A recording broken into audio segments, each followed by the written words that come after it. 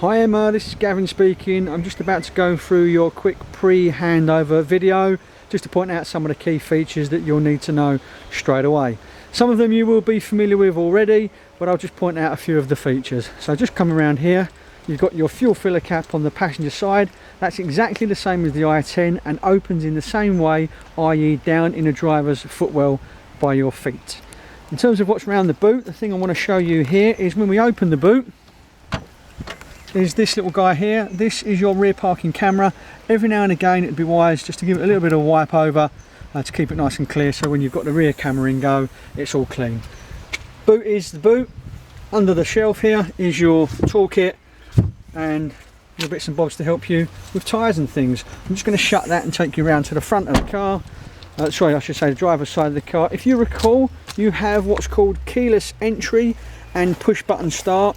I did explain the motion of the keyless entry. As long as the key itself is within a yard of the vehicle, you can open, unlock and lock the car purely by pressing that button. You don't need to use the key. That can be in your pocket or your bag. Okay, so the door is open and I'm just going to show you what we're going to see. On the actual door card itself, the driver's door, you've got your functions to move your left wing mirror, your right wing mirror. The power needs to be on or the ignition running for you to then use the electrics. So that's your wing mirror adjustment. You can lock all the windows, lock or unlock the car and control all 4 windows. Again, very familiar with that setup. It's the same on the i10. Just down here is you've got your bonnet release here. Again, same as the i10. I'm going to take a seat. It's raining outside, so do forgive the quality of the video.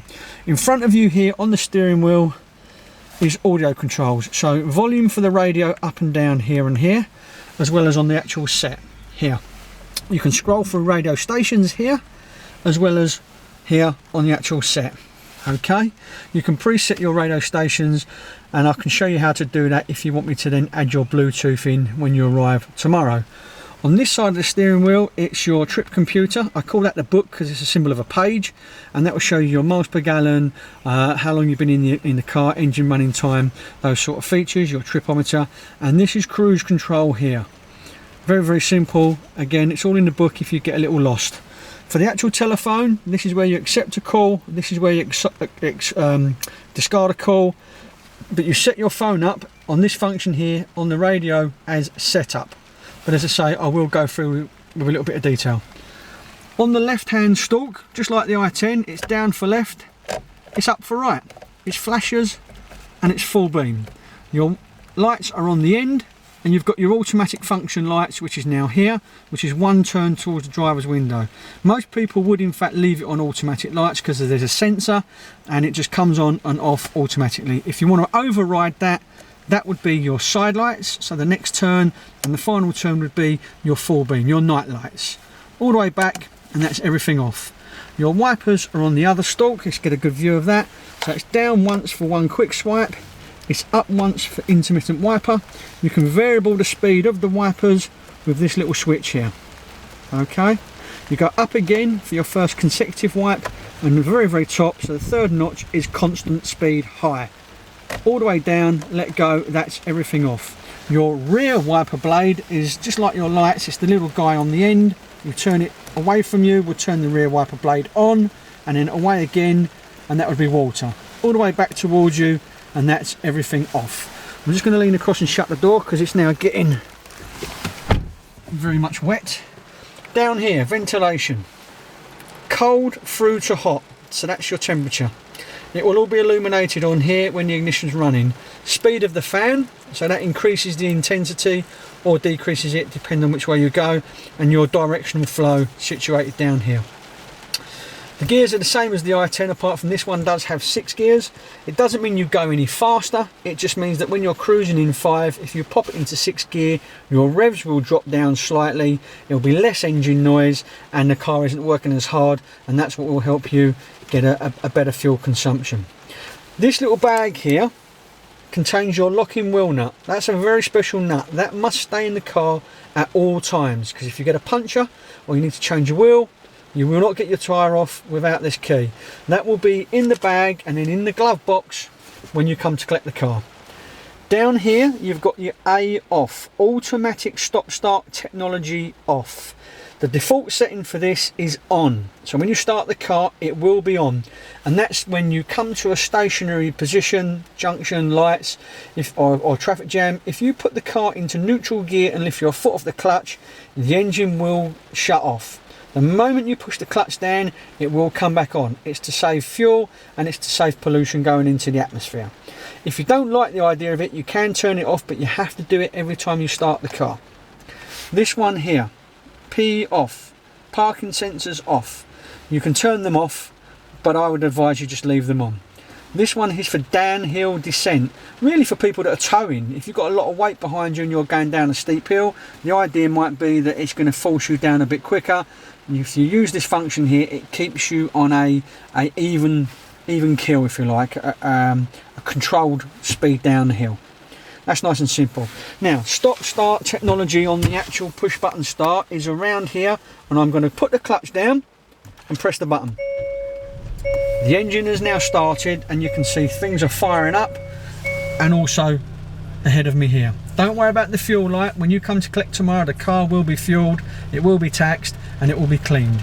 Okay, so push button start. If you do not put the clutch down, the engine won't start, but the power will come on. You do have to engage clutch to get the vehicle to start. Okay, now we're going to go up to the radio. You've got multi-functions here. We don't want fuel for the moment, I'll go and get that in a minute. That's the main screen, that's how you see it. If you want purely the radio, if you click on the black, it will then open up to a bigger screen. And being DAB, all the radio stations are listed in list alphabetical order. So we'll just press that, and there we are. Look, BBC, BBC, right the way through to C, capital, E, F, H, and so on. If you want to go back to that main screen, you've got a return button here like on a computer, and it will take us back to the half and the half. That's just a map of the area, that's not satellite navigation at this point. If you do want to use satellite navigation, it's very, very easy, and I will show you how. So we're now going to press on that image, and that suddenly gets bigger. Down the bottom left, there are 3 lines. We don't want petrol. There are 3 lines. If we click on that line, it then says at the top, route. We're going to press route, and then there are 3 more functions. You've got destination, route, and favourites. If we go to destination, and we're going to add a new address, and then we simply do postcode recognition. So I'll do us here, AL35BY, and I'm going to press OK. And there we are, it's telling me Catherine Street, and we're going to set the destination. It's calculating the route, and then there we are, it tells me we're 10 yards away. It's going to take a minute to get there, and we're going to start guidance. Starting route guidance. Now we can change the elevation of this if we like. We've got a more of a street view. You can do pretty much all you like on this. What we're going to do though is we've come to the end of our journey, so we go back to those 3 lines, and we now press stop guidance. You can now either leave the map on like that, or if you press the little house top left, we're back to that half and half screen. I myself prefer that. Okay, now I'm just going to take you back to the ventilation. I'm going to turn the dial, and look, it all comes on. So that's temperature, as you can see, that's increasing, and that's speeds of the fan, and that's increasing. So all said and done, it's pretty simple. To turn the car off, we literally just press the button, it plays a little tune.